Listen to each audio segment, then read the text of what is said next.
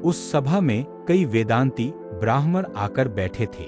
उन्हें देखकर श्रीजी महाराज बोले, वेदांत शास्त्र को जो पढ़ते और सुनते हैं वे ऐसा कहते हैं कि विधि निषेध तो मिथ्या है तथा विधि निषेध से प्राप्त होने योग्य जो स्वर्ग और नरक है वे भी मिथ्या हैं, और उन्हें पाने वाले जो शिष्य और गुरु हैं वे भी मिथ्या हैं, और एकमात्र ब्रह्म ही सब में समाया हुआ है, वह सत्य है।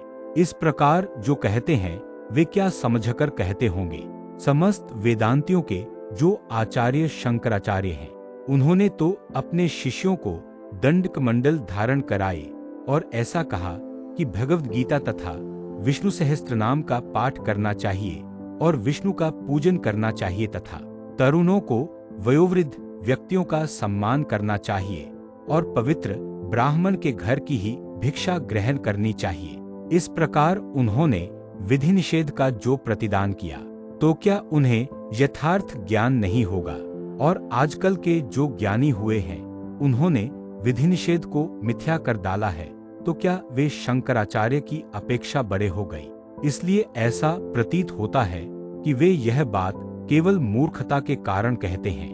विधि निषेध को शास्त्रों में जिस प्रकार मिथ्या कहा गया है उसे इस तरह बताया गया है कि जैसे कोई बड़ा जहाज हो तथा वह महासागर में 1 वर्ष तक चला ही जाता है और उसे अगला और पिछला किनारा भी दिखाई नहीं पड़ता, और उन दोनों किनारों के बड़े बड़े पर्वत भी जब दिखाई नहीं पड़ते तब वृक्ष तथा मनुष्य कैसे दिख सकते हैं। और जहाँ देखा जाए वहाँ केवल जल ही जल दिखाई पड़ता है, किंतु उसके अलावा दूसरी कोई भी वस्तु दिखाई नहीं पड़ती। और यदि ऊंचा देखा जाए तो समुद्र की बड़ी बड़ी लहरों के उठने पर केवल ऊंचा जल ही दिखाई पड़ता है। तब उस जहाज में बैठे हुए पुरुष भी ऐसा कहते हैं कि केवल जल ही है, दूसरा कुछ भी नहीं है। इस दृष्टांत का सिद्धांत यह है कि ब्रह्मस्वरूप में जिनकी निर्विकल्प स्थिति हो गई हो वे तो ऐसा ही बोलेंगे कि एकमात्र ब्रह्म ही है, और उसके सिवा जो अन्य जीव ईश्वर और माया आदि हैं वे सब मिथ्या हैं। और उनके वचन शास्त्रों में लिखे गए हों उन्हें सुनकर अपनी तो स्थिति ऐसी नहीं हुई हो तो भी विधि निषेध को मिथ्या कहते हैं। यद्यपि पुरुष स्त्रियों और लड़कों की तो शुश्रूषा जानकर सावधानी के साथ करते रहते हैं, परंतु शास्त्रों में प्रतिपादित विधि निषेध को मिथ्या कहते हैं।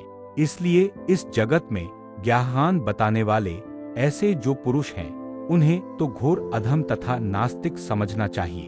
शंकराचार्य ने तो जीव के हृदय में नास्तिकता आ जाने की आशंका के कारण भज गोविंदम गोविंदम भज मूढ़म ते आदि विष्णु के अनेक स्तोत्रों तथा शिवजी गणपति और सूर्य आदि बहुत से देवताओं के स्तोत्रों की रचना की है, जिनको सुनकर सब देवताओं के संबंध में सत्यता का आभास हो जाए। इस आशय से ही शंकराचार्य ने सभी देवताओं के स्तोत्र तैयार किए हैं। किंतु आजकल के जो ज्ञानी पुरुष हैं वे तो सबको मिथ्या कर डालते हैं और फिर ऐसा बोलते हैं कि ज्ञानी तो चाहे कैसा ही पाप करे तो भी उसका उन पर कुछ भी असर नहीं होता। वे मूर्खता के कारण ऐसी बात करते हैं। जितने त्यागी परमहंस हो गए हैं उन सब में जड़भरत श्रेष्ठ हैं, और जितने पुराण तथा वेदांत संबंधी ग्रंथ हैं उन सब में जड़भरत की वार्ता लिखी हुई है। ऐसे महान जड़भरत पूर्वजन्म में ऋषभदेव भगवान के पुत्र थे और राज्य का त्याग करके वन में गए थे।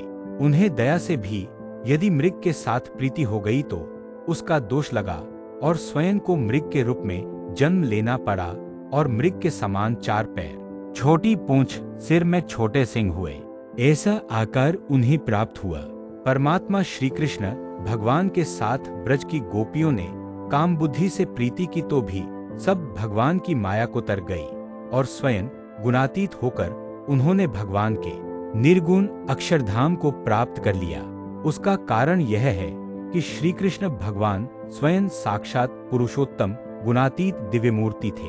तो गोपियों ने उनके साथ जानबूझकर या अनजाने प्रीति की तो भी वह गुणातीत हुई, और भर्ची ने भगवान की दया से मृग से प्रीति की तो वे मृग हो गए। इसलिए चाहे जितने बड़े हों उन्हें भी कुसंग द्वारा बुरा ही फल मिलता है, और चाहे जितना पापी जीव हो वह यदि सत्य स्वरूप वाले भगवान का अटूट संबंध करे तो परम पवित्र होकर अभय पद को पा जाता है। यदि श्री कृष्ण भगवान स्वयं गुणातीत न होते तो उनकी भक्त गोपियां गुणातीत भाव को प्राप्त नहीं कर पाती।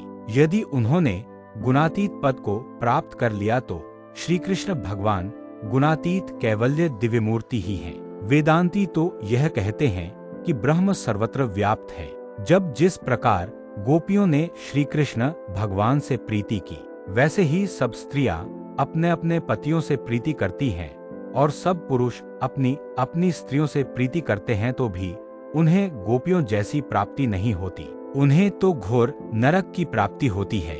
इसलिए जो विधि निषेध हैं वे सच्चे हैं, मिथ्या नहीं है। जो विधि निषेधों को मिथ्या करते हैं वे तो नारकीय जीव होते हैं। ऐसी वार्ता करके श्रीजी महाराज जय सच्चिदानंद कहकर अपने निवास पर पधारे। इति वचनामृतम 42।